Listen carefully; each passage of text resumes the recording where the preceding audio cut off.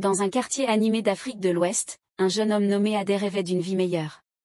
Fils d'une marchande de fruits, il passait ses journées à aider sa mère sous un soleil brûlant. Mais Adé voulait plus. Il voulait briller, rouler dans de belles voitures, être respecté. Un jour, alors qu'il buvait un thé dans un petit café du quartier, il fit la rencontre de Tayo, un homme d'affaires charismatique et richement vêtu. Tayo lui parla d'opportunités, de succès et d'argent facile. Fasciné, Adé écouta chaque mot avec admiration. Si tu veux réussir, il faut prendre des risques. Le monde appartient à ceux qui osent. Séduit par ces paroles, Adé abandonna son quotidien modeste et suivit Tayo.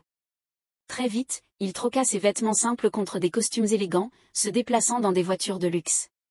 L'argent coulait à flot, les fêtes s'enchaînaient, et il se sentait enfin puissant. Mais ce rêve doré n'était qu'un mirage. Un matin, en entrant dans son bureau, il découvrit le chaos, chaises renversées, papiers éparpillés. Son compte bancaire était vide. Tayo avait disparu.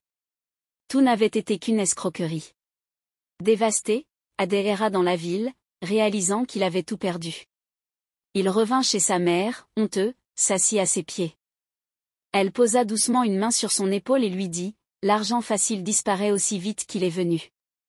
Mais un travail honnête nourrit l'âme autant que le corps. » Ces paroles résonnèrent en lui. Déterminé à se reconstruire, Adé trouva un petit emploi chez un commerçant du marché. Il apprit la patience, l'effort, et l'honnêteté. Jour après jour, il gravissait les échelons, économisant, investissant. Les années passèrent, et Adé ouvrit sa propre boutique. Cette fois, il ne cherchait pas la richesse pour briller, mais pour construire quelque chose de durable. Un jour, il retourna dans son ancien quartier, distribuant des livres et de la nourriture aux enfants, offrant à d'autres la chance qu'il avait cherchée de la mauvaise façon. Quant à Tayo, son éclat s'était éteint.